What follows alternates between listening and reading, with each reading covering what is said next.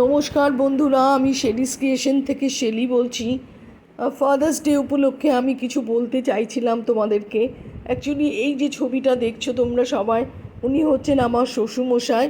তো যখন আমি বিবাহ সূত্রে যখন আমি আমার শ্বশুর বাড়িতে আসি, তখন ওনাকেই আমি বাবা বলে, মানে আমি শ্বশুরমশাই বলে ভাবতাম না, আমি ভাবতাম উনি আমার বাবা। কারণ অনেক ছোটোবেলায় আমার যখন 5 বছর বয়স, তখন আমি আমার বাবাকে হারাই। তারপরে থেকে বা পিতৃস্নেহ কী বা পিতৃ ভালোবাসা কী সেটা আমার জানা ছিল না।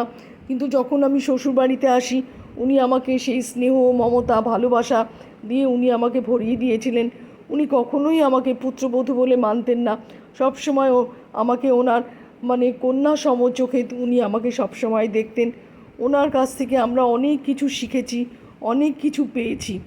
আজ উনি আমাদের মাঝে নেই। উনি 2004 সালে 12ই আগস্ট উনি পরলোক গমন করেন।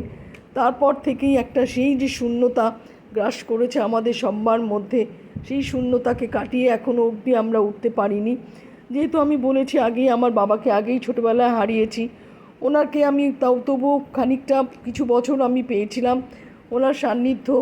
উনি সবসময় আমাদেরকে আগলে আগলে রাখতেন, বিপদে আপদে সবসময় গার্জেনের মতন মাথায় ছাতা ধরে রাখতেন। আজ উনি আমাদের কাছে নেই। আমি এই জন্য মনে করি না যে পিতৃদিবস বলে কোনো স্পেসিফিক দিন হয়। বাবার দিন, পিতৃদিবস প্রত্যেক দিনই বাবার দিন। সুতরাং এই দিনটা আমরা সবসময় মনে করি। ধন্যবাদ।